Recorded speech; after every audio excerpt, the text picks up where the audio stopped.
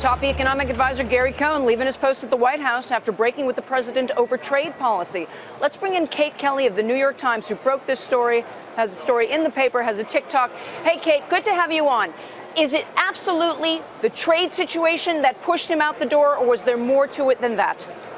I think both, Michelle. I mean, I think the trade dispute was the final catalyst for sure, and he had been not shy about expressing his frustration internally at the White House with the direction in which the tariffs seem to be going, namely the 25% and the 10% on aluminum and steel, just announced unexpectedly last week. That said, I think there had been an accumulation of concerns. I think most recently, at least this calendar year, you had infrastructure sort of delayed and delayed. That was going to be his next big initiative after trade or along with trade that he and his team were expecting to work on. And it just kind of, the president made some noise about it last year and again this year, certainly in the State of the Union speech, but there wasn't a lot of follow through. I think there was an inability to move that sort of to the top of the list. And then on the trade issues, not only did he disagree with the thinking of Wilbur Ross and Peter Navarro and ultimately the president on these more protectionist-minded stances, but from what I'm told, there was sort of a process within the White House that broke down, in Cohn's view, that John policy, Kelly, right? It was also the process that bothered him, the way this came about.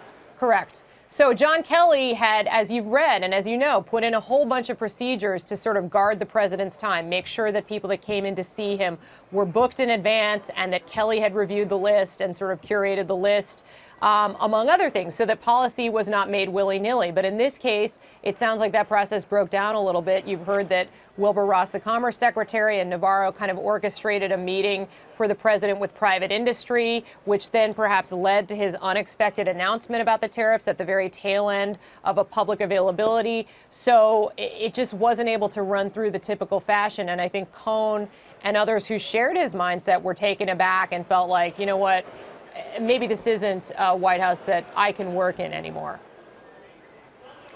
Do you know, Kate, to the degree that, yes, he's pro-free trade for sure, Gary Cohn, but a lot of the discussion subsequent to the announcement of the tariffs, when they're going to be applied to every country in the world, not just China, was he at least on board with, let's be targeted about countries that we're concerned about with dumping, or was he just an advocate in general for not doing any tariffs at all?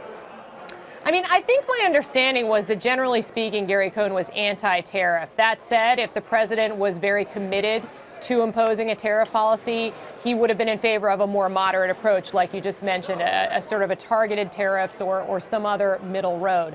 But he definitely was concerned about trade wars, dampening relationships with allies, particularly an ally like China, when we have the chance of geopolitical issues coming from the Korean Peninsula, among many other things, and also the impact eventually on American workers whose companies were dependent upon relatively cheap imports. Anything you left out that you wanted to put in? You can tell us right now.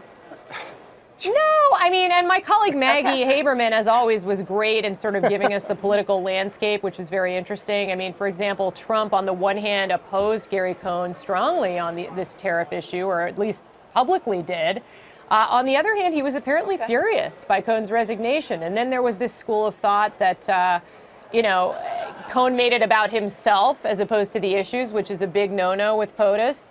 Of course, as you know, Cohn well, not publicly, but it leaked into the public domain that he had threatened to resign once before in the wake of the Charlottesville violence. So he may just have simply been out of cards once he invoked that idea again.